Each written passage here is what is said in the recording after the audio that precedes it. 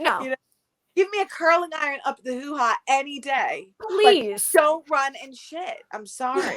Yeah. Right. Ladies and gentlemen, the one and only Felissa Rose. What's up?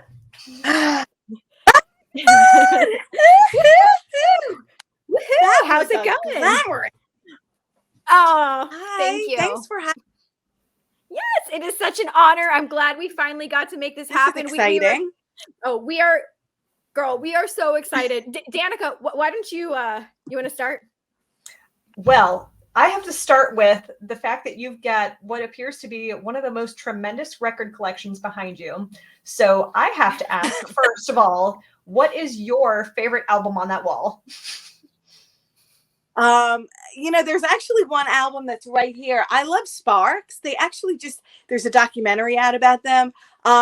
They're sort of a quirky duo, two brothers, and I'm in love with them. I love Kiss. There's a lot of Kiss albums here. There's some Slayer.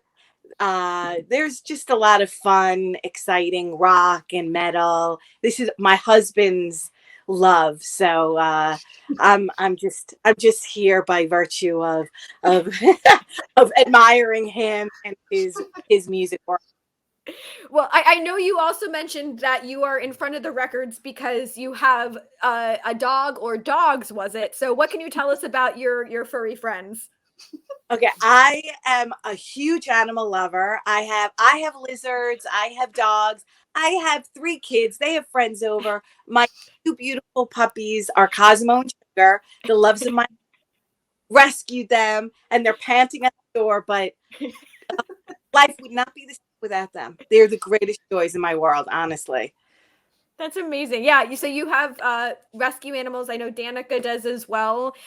She rescued a dog this past year as well, a golden retriever named Hamish, and then her other puppy, Kiri. So yeah, Danica's also a dog mom. My husband and I have sugar gliders and a hedgehog, so we haven't quite reached dog level yet. So we'll have to.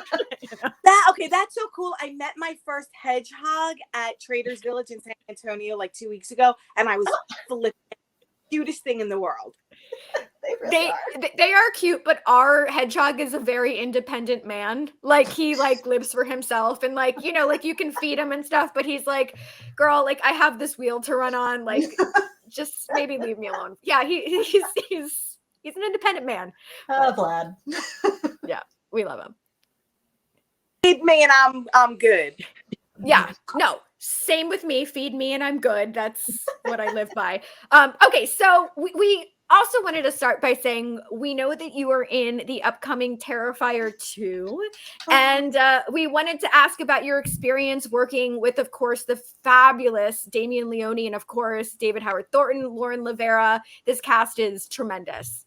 I am so in love with all of them. There are not enough words, nor is there enough time to express my not only gratitude for being involved, well, probably because I stalked them. I do that. I have a tendency, and it's kind of well known that I stalk people like Adam Green to go into, to be a part of the Hatchet universe. But I love Damian Lee. I love David Howard Thornton. I love Lauren. The whole cast is incredible. And, like I said, I just really wanted to be a part of it because I'm a huge Terrifier fan. So just when Damian called me and he's like, I was in the car, he said, hey, I had this part, playing a teacher. I was like, oh my God. Oh my God, that's so wonderful. I can't wait. The movie's going to be spectacular. Oh yeah. Listen, I know everyone is and undoubtedly so, and especially Danica and I have been part of the team impatient because we just, we're like, come on. But we also understand that perfection takes time, and we will receive this movie this year. Okay, we're in 2022 now. We get Terrifier 2 this year. And I feel really honored at Spooky, the most recent one. I got to see a scene, and oh my God, I don't think that, yeah. It's it's on a level all of its own. It's just Damian's mind. He is a genius. I mean, every time I see him, I saw him recently at a con, and I'm like, I know I won't be able to talk to you in like 2 years. So let me get it all in now, because you are going to be a stratosphere unto, yourself, where no one else can kind of like ride next to you. He is, and he's such a great person. He's so fun. He's so sweet. He's so humble. And it's like, dude, I know what you have ahead of you with your career. So just thanks for letting me be next to you, today. I mean, it's pretty spectacular because, not only did he direct, he did, special effects. I mean, I hope that people realize like what goes into these films that make them so sensational is because they do everything. It's amazing. It's true. It's very difficult. I mean, I recently, I was working on a doc, and they were like, oh, how does it feel? Like I produce now. And I said, it's like rollerblading to the moon. Like there's no explanation for how effing difficult it is to put a movie together, and all the different, aspects are just outrageously tremendous. From soup to nuts, it's a big effort. And I feel so blessed and so lucky to work with the people that I do. I just did Stream with Damian. He was effects artist, and it was Fuzz on the Lens who came and did that's another one I'm so excited. So that's, a lot to look forward to is basically what we're hearing. So we're excited. We want all of it. So. Well, and you did just mention the fact that you have become now a producer. So we wanted to know, since you've worked on other aspects of production, do you have a favorite or a preferred production role? Are you doing more directing? Are you interested in design work or anything? Or what's your bag? I love you. I love you. And we need more women. I've never directed. I don't know that I ever will. I think I'm terrified by it, quite honestly. Like, to give you the truth, I am terrified. Producing feels more like, as I said, I'm a mom to 3 kids, so I liken it to motherhood. It's like someone needs a hug, someone's crying in the corner, someone's asking me for money, someone's being an asshole. Like, all of these different there, or just like being at my house. So I do love thing. But I feel like now being, at my age in my 50s, like I love the roles that I've encountered just recently. They've been so much greater and broader and more interesting. So acting is really, truly, will always have my heart. That's your number one. Fair enough. Well, and I know earlier you also mentioned Slayer when we were talking about records. So we wanted to know about your opportunity to get to produce music videos for Slayer because holy shit. I don't even know. So being that my husband is a musician and he is with a label called Nuclear Blast, they signed Slayer and they were looking to make videos. So my husband's like, oh yeah, my wife's a producer. At that time, 7 years ago, I was just getting my big toe in the pool, kind of. So I was like, what did you do to me? And they said, what would you do if we did hire you to produce it? And I said, I think it would be cool to make horror movies, like make the video an actual horror movie, and I'll bring in some friends and we'll have a blast. And they were like, yeah, okay. I said, no, I think this could be fun. And we hired BJ McDonald to direct. He did Hatchet 3. And we brought in Derek Mears and Tyler Main and Vernon Wells and Sean Whalen and Danny Trejo. And it became a monster. And it was so fun to watch. And I love Slayer, not only as a fan, but to be on set with them and watch them work. But definitely it was scary. Yeah. But Slayer, this is like... I'd come home at night. It would take, those were like movies. We took a week to make them, and I would come home in a hotbed like, no one talked to me. I don't know what just happened. I was with Slayer. I think I was producing. It's crazy. What an incredible opportunity. That's amazing. Yeah. So. Well, we wanted to mention that we were actually lucky enough to have Chris Robb on the show recently. So we wanted to know about your time working with Chris. So, you know, my memory is like horrible, and I'm like, wait, what were we working on? Which project was that? You have to remind me because I'm completely drawing a blank. Let's I find know out. I saw this. Yeah. Yeah, I saw it, and now it's left my mind too because we were looking up everything. Okay. Let's find out. Yeah. This is what we do. Okay, so Chris Rob, something called hot dog casserole, which I can't say I'm. Oh, you're talking about. Okay, sorry. You're saying it correct. So I always say Rab. So Chris Rab. Oh my God, Chris Rab is like one of my dearest friends. He's like my little brother, and he's part of Jackass, and he's just an amazing human being.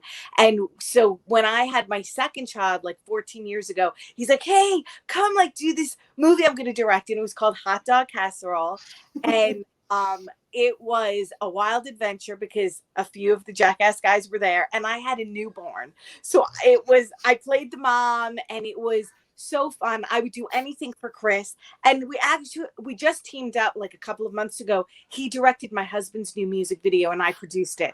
So it was fun because he also was a cameraman on the Slayer videos. So we got to team up again, and I love Chris so much. Yeah, I didn't know who they were talking about. Well, Rab himself, as we maybe should have called him, but I know we're also getting Jackass this year as well, and I know he mentioned that he was so much happier to be behind the camera rather than in front of the camera for this next one. So I can't even imagine what we're in store for. So. Yeah. I think all of their craziness that they created and so brilliantly did it years ago. I think he feels so comfortable on that side now, and he's an incredible craftsman, cameraman. As I said, I've worked with him, and I love him so dearly. He is family. He's a great person. Yeah, and I love to see that that he was able to not only be in front of the camera, be behind the camera. He is a man of many hats. And I'm maybe more scared of that than Terrifier 2. Just those are hard movies to watch, right? Like they're so crazy. In fact, I met my husband because he was on the first episode of Jackass wearing a face on his t-shirt. So Jackass has been like the kind of fabric of our relationship. Yeah. That is okay.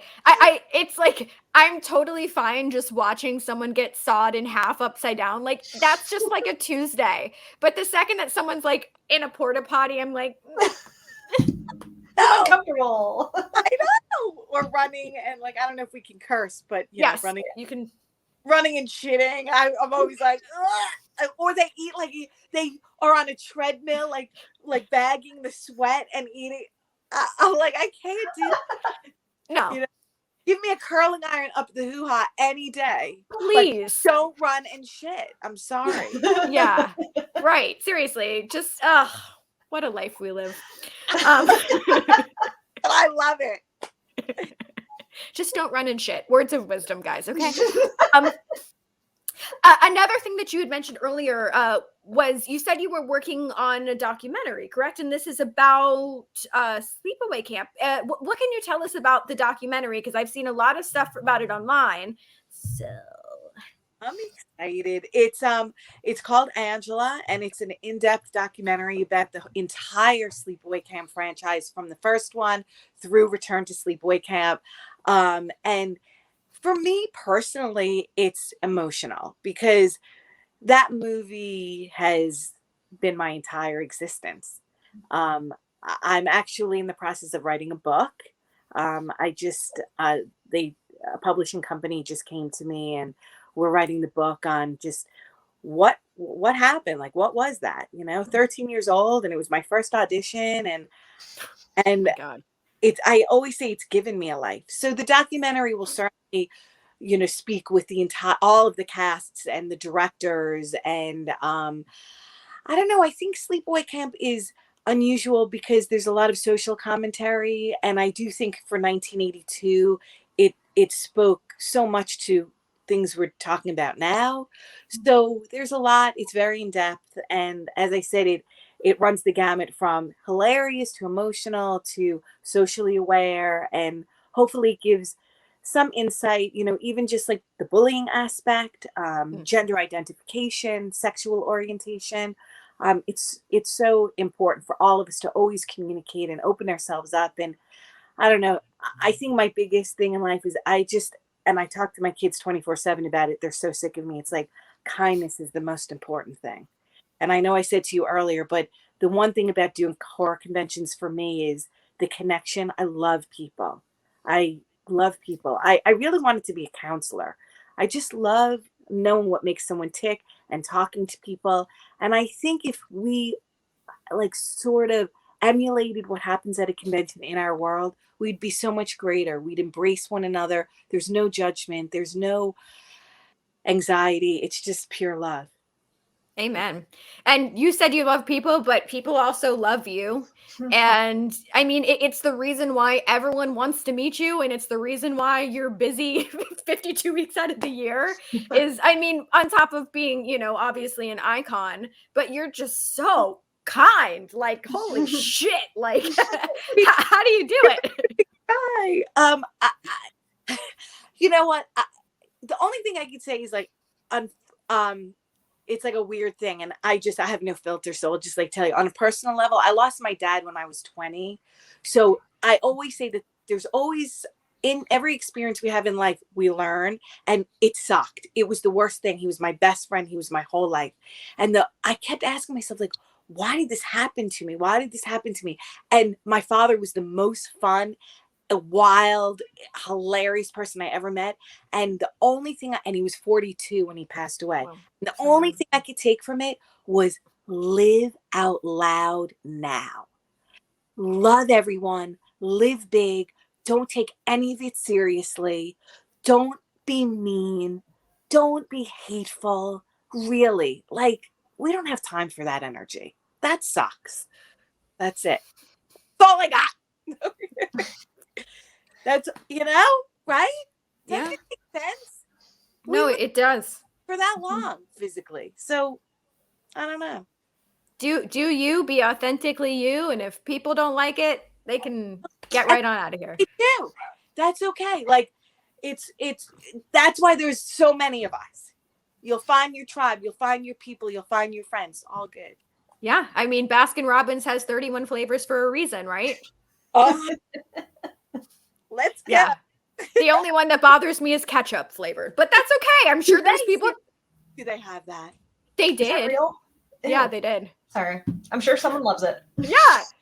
The Canadians, they love that. I don't know. I think I have to go find that. Please, and let us know. Let us know how that goes. Oh my. Well, we definitely have to speak just a little more about Sleepaway Camp. We won't harass you too much about it because we're such fans. So we just kind of have to dig a little bit. But so it kind of goes without saying that Sleepaway Camp has one of the best twist endings like ever. But what do you think is another film that has a great twist ending, whether that's horror or some other genre? Well, I love The Sixth Sense. I brilliantly made film, and I thought that was a great twist. I love The Crying Game. I think that's a beautiful film, beautifully directed, beautifully acted. Didn't see that, just that was definitely like wow, and where you were captivated. I don't know. There's so many beautiful films out there. Oh, Orphan. Oh yeah. I love Orphan. Mesmerized by Orphan. Trying to remember which one that is. And there's another one coming out this year too. Mm-hmm. No way. Another Orphan? Same girl. Wait, is it it's not a remake, it's No, it's a sequel. Okay. Like, yeah. Excited. I'm excited. Let's see when it comes out. It comes out.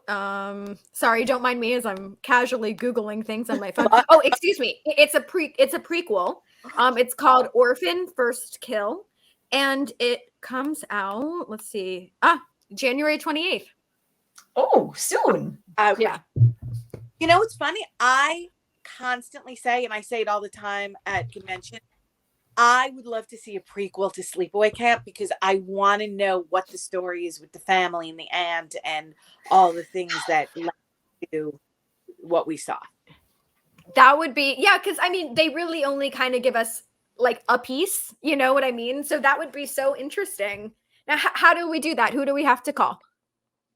I know, the three of us. Let's just I always say that. I'm like, why, why can't we do it? I don't know. Is anyone or anything stopping us? I don't think so. Okay. Look at us.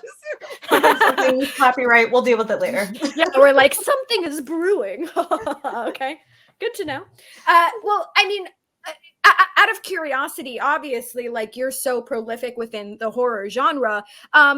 Is there something that draws you to horror, or would you like to, do other genres, comedy, musicals, whatever it might be? Well, I had my hand at the musical stuff. Back when I was a wee kid. I'm like, if you've ever seen me at karaoke, you can legit say, like, somebody actually said to me, "You really are a shitty singer." Like at New Jersey HorrorCon, I was like, I am. I wear it like a badge of honor. I just love the genre, the horror genre, so deeply. I'm almost not comfortable unless it's like a Hatchet, a Victor Crowley, where my character is written with a lot of humor.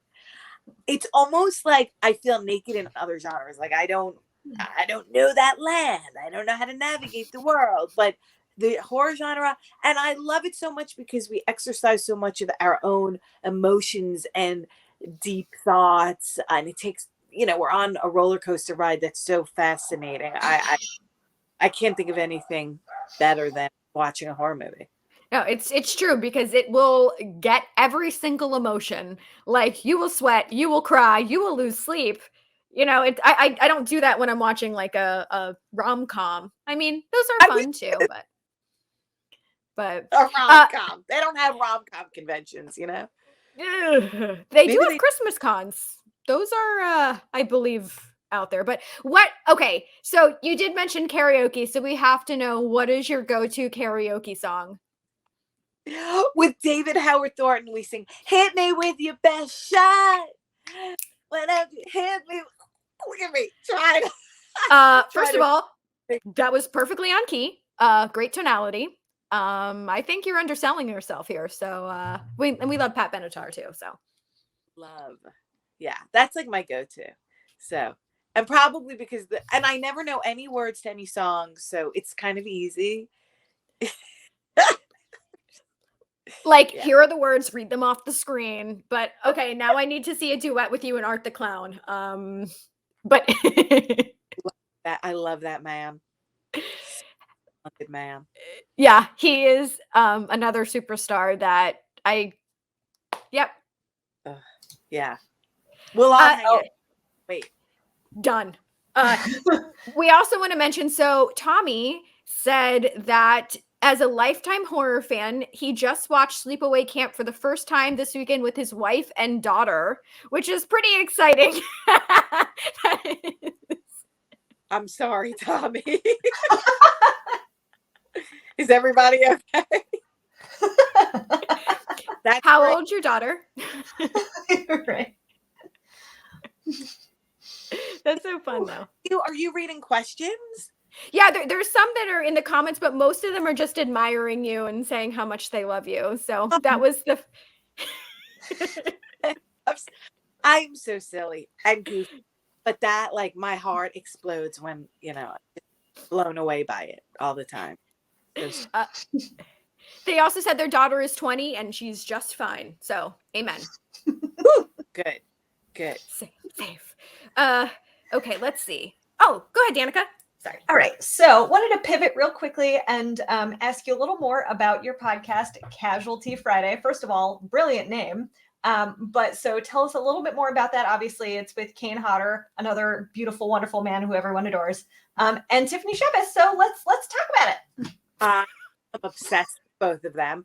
I have to give credit where credit is due. Tiffany Shepis came up with our name, Casualty Friday. the way it came about was I work on The Last Drive-In with Joe Bob Briggs, and one of the producers there was like, "Oh, wouldn't it be fun to do a podcast with you, Kane, and Tiffany? I'm friends with all of you." And we were all like, "Yeah, that would be amazing." And it started off where we were just like, "Okay, we'll just talk." But it really did suddenly become like a place where I always say we take off our masks, like literally, both literally and figuratively during that hour that we sit and chat, because I think we've all revealed things to one another that we just wouldn't ever talk about. And in fact, I just texted with them yesterday to get it going for the new year. And Kane just started talking about something that's going on with him, and he's like, "Should I talk about it on the podcast?" And I love that. I love that his first thought is always, "Should I reveal my stuff?" Yeah, you should. And I think the beautiful part of doing any podcast is we get to learn about amazing people like the two of you. It's incredible. Well, I think we also just need really quick to just have a moment of fangirl about Joe Bob and Darcy, because I can't. I just can't. I can't. Right? And they know when I'm around them, I'm a puppy. I'm like, I'm obsessed with both of them. I must seem to them like I'm the third wheel. Like, they're so cool and like tall and elegant, and it's like, "Oh my God, hi guys, what are we doing today?" And they're like, "Oh God, she's back." But we are legit pretty close friends, and we love being together. And whenever we get to go to a convention, it's just like, it's super fun. Man, yeah, let's bring them to karaoke. Like, can we please? Yes, absolutely. Okay, what would Joe Bob sing? I feel like it would be like a real cool country. Like Johnny Cash? It would be like Walk the Line. Yeah. Definitely. And I think Darcy would be like maybe a little like pop, like maybe a little. She's gonna kill me because this probably at all what she would sing, but I want to do like a Britney Spears for her. Ooh. I feel like she would go from Britney Spears to Slayer. Like, that's Could run that whole yeah. She would run the gambit. But oh gosh, man. Okay, things I want to see in 2022. By Britney Spears, Toxic? Yeah, I don't know, like sexy and fun, and yeah. And she would have the outfit. Probably 11 of them. Yeah, right. I love it. Okay, so this is a little different, but Tim wants to know, and it's always hard picking a favorite. So feel free to name multiple or just one, but do you have a favorite TV show and film? My favorite film is Texas Chainsaw Massacre, the original, because I think it's so legit scary that when I saw it, I was like panicked in the most exciting way. And my favorite TV series is difficult because I love a lot of 70s and 80s TV. And I don't know, like, that's so hard for me. I'm like, like I'm thinking Golden Girls because we just lost Betty White. May she rest in peace. That beautiful, vibrant, delicious, beautiful woman. Yeah, she's man. Did I just bring it down to like a place we're all like, but you know what? Let's celebrate her because that's what she would want. Yeah. She is a golden girl and she is our friend. And let's applaud the life of 99 years. My favorite thing that I've like seen recently is Betty White could she's like world peace. Like she literally could have brought this world together. There is not a soul that can say anything bad about Betty White. You know what I mean? Everyone loves her. She's the golden girl, She is. Forever. Man. Well, okay. So let's obviously talk about I think you mentioned that you did 48 conventions last year, was it? Or what was the number? No, it was 48. 48. When do you sleep? on planes. Okay, there you go. Well, we kind of wanted to ask about some of your upcoming conventions, which there are many, but also we wanted to know maybe some of your favorite convention buddies, people that you are always so excited to see when you attend. I'm so excited. So I leave Thursday to go, or Friday, to Pennsylvania for the sideshow, the horror sideshow market, which I love. It's in Allentown, PA. And I go with some of my buddies. I go with Tony Moran and Dave Sheridan. I've been on the Dave Sheridan tour. We love him. I love him. And I am, like, again, fangirl. I make him like do doofy for me a little too much, maybe. And sometimes I even make him do the voice of Ghostface, because he'll say, "What's up?" or and I'll be on the phone with him. I'm like, "Could you just do like a couple of lines?" He's like, "You're crazy," because we're like best friends, so it's stupid. But I love hearing about everyone's characters. I love Alex Vincent. I love Christina Leese. I love Lar Park Lincoln. I love John Abrahams. Oh my God, love him from Scary Movie. Oh my gosh, I love Tony Todd. He's one of my close friends. Obviously Kane and Tiffany, Bill Moseley, Kelly Maroney, Barbara Crampton, Adrienne Wallace, like so many beautiful. Man, and yeah, before we started the stream, we said Mick Foley was just singing your praises too. So love him. So we were at a Scarefest together, and we were chatting, and the whole time we were talking, I was like, "Oh my God, I can't believe this. Oh my God, just be cool. Just be cool. You're gonna be okay. You're gonna make it. Just laugh, smile, act like it's good." I know. Right. Like he officiated my wedding. So like that was like I know. I can't. I know. I could stand there and be like, "Oh yeah, what?"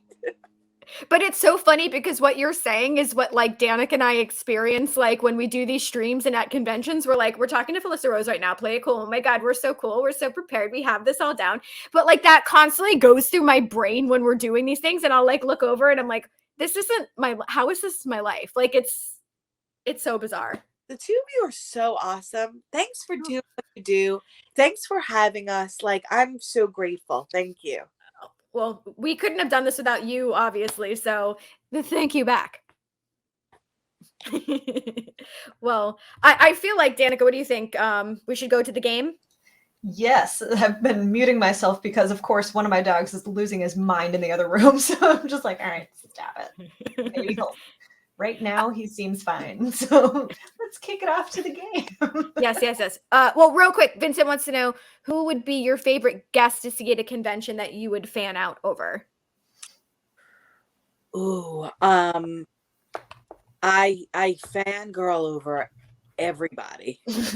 Like, seriously, I really do. I couldn't say hi to Adam Green all weekend years ago when I don't talk. And finally I was like, "Hi, I'm Felissa Rose. Oh my God, I'm a huge fan. Thank you." I have not really met, and I've been mentioning her a lot, Linda Blair. I'd love to meet Linda Blair. I'm a huge fan. I don't know. There's so many. I'd love to meet John Carpenter.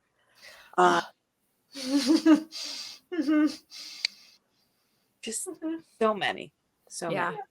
Well, you mentioned Linda, another dog lover. So I would lose my shit completely. Like, I don't even think I could be in the same room. But for who? Sorry, it cut out. For Jordan Peele. Oh. Yeah. Like, I get 10. See, I'm like, I'd lose my mind. So if you could like stalk him a little bit so you can be in his next movie, that'd be dope. So just like we really Jordan. Energy into the universe. I know he loves People Under the Stairs, and that's one of my favorite films. So I could be like, "Hey, I'm making up a whole thing." Done. Wink. All right, I'm manifesting it for you. So. All right. So like Danica was saying before I cut her off so rudely, we do have a game of Would You Rather. There is no wrong answers. So whatever answer you pick is correct. So Danica, you want to kick it off? All right, let's do it. Would you rather team up with Art the Clown on The Amazing Race or team up with Art on Nailed It? The Amazing Race. Ah, yes. The Amazing Race. That's like my go-to. I love The Amazing Race. I'm competitive. I love that.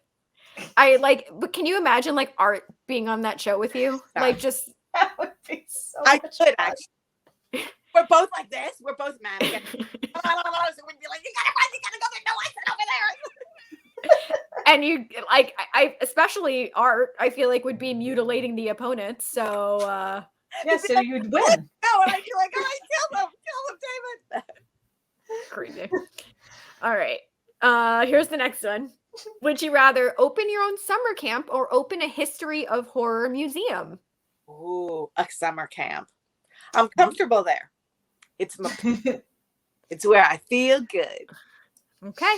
Done. Perfect. Correct answer. All right.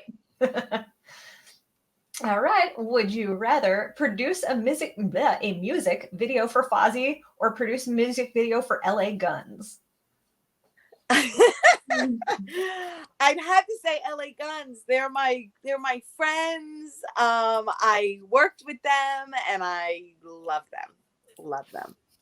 It's funny because when we were coming up with this question yesterday, Ace Von Johnson was like, "Oh, you have Felissa tomorrow," and we're like, "Yeah." And I was like, "Also, thank you for helping us with one of our questions. We appreciate you." There you go. Love it. I think he is so amazing in so many ways. I love Ace. Yeah. He's a good human. Another dog lover. We're just collecting them. Yeah. All right. Next one. Oh, is this with me? Okay. Would you rather have to dress every day like you're going to the Oscars or dress every day in pajamas? I know. I would have to say, if you know me, you know I'd love to dress every day like I'm going to the Oscars.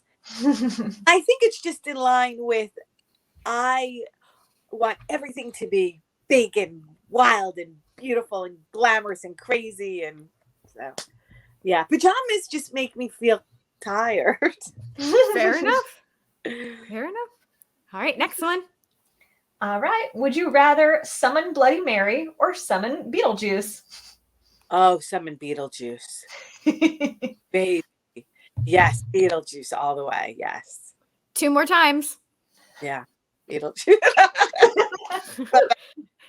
Oh God, could you imagine Michael Keaton just shows up? I would just I then I would legitimately just be done. Love him. All right. I love him. Next one. Would you rather? Ooh, oh God. Okay. Base jump or swim with the sharks? It's funny. We were talking about, I think, swim with sharks. We talked about this on my podcast. I think that could be really terrifying and interesting. And they're beautiful. Scary, but it could be really powerful. Very intense. That's my choice as well. Oh yeah. Yeah. I'm interested. I would do it. I mean, look how happy that shark is. They're like taking a selfie. Like they're having the best day. We'd be fine. Yeah. Okay. Next one. Oh, me. Oh yes. Would you rather shave your head for a role or learn another language for a role? I would do both, but learning another language would be so difficult that I want to challenge myself and go that way. I mean, I would shave my head. I'd have no problem with that. But learning another language, wow. Yeah, I'd have to go with that. Okay. Good choice. Good choice. All right. I highly approve of the Empire record still used for that. Oh yeah, I know. Me too. Much. All right, we got 2 more, Felissa. Okay. Would you rather go back in time and star opposite of Lon Chaney or go back in time and star opposite of Boris Karloff? Boris Karloff. Yeah. Look at those eyebrows. In love. So much. Both, but Karloff. Oh, yeah. I can't even imagine.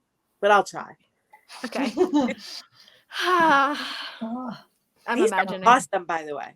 Oh, thank you. All right, Danica, last one. Ooh, last one. Would you rather live in a world directed by Wes Craven or live in a world directed by John Carpenter? That's so hard. I don't know. Both. Can I be in the middle? Yep. Yeah. Oh yeah. Co-directed.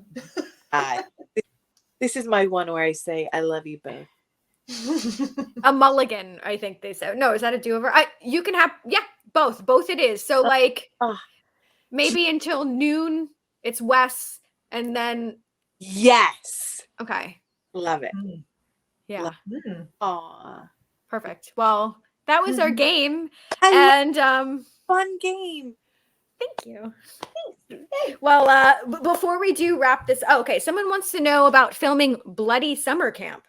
Oh, amazing. I'm so madly in love with Dave Kerr and Michael McGlynn and Jamie and Amber and every actor that Shonda and Matt and everyone who worked on that film is not only magical personally, but professionally. I got to work opposite Dave Sheridan, who had me laughing so hard on set that unfortunately they couldn't use a lot of the takes because I my ass off so badly. He was just awful. He knew what he was doing. So it was one of my favorite experiences ever, bar none, on set. And I just did the new movie Go Away with them. So that's awesome. I love like their families, and I feel like we have these reunions when we go back and shoot something else. So it's just I'm so thankful for it. Yay. Well, we are thankful for you. And unfortunately, we're like coming to the end of the stream. So before we do wrap this up and let you get back to your children and your dogs, do you have any final thoughts you want to leave us with? I mean, the only thing I want to say is thank you so much. Thanks for what you do. Thanks for being so beautiful and generous with your time. I appreciate you. And I'm just grateful to anyone who loves this genre and appreciates, independent horror movies. Thank you. Thank you. Thank you with all of my heart.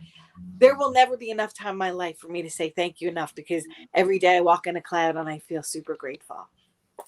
Oh my God. I love it so much. Before we do let you go, we're going to go over upcoming guests. So right now on the books, on Thursday, we have Chuck Garrick, who is the guitarist for, or bassist for Alice Cooper and Beasto Blanco. And we're at the end of the month, we're welcoming Jacob Brandt, who is a country music star. And we also got a couple other people we'll be welcoming back. Clownvis once again, who we just love and adore. And we got some other people we're just waiting to lock in some dates. But we'll have to do this again or in person at a convention. Yes, please. I'll beg you. I'll stalk you. You better. Yeah.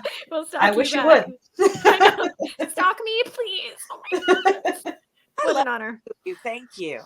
Thank you. Oh my God. Well, and thank you guys for watching and all of your comments and all of your questions. And until Thursday, have a wonderful rest of your night. We'll see you guys real soon.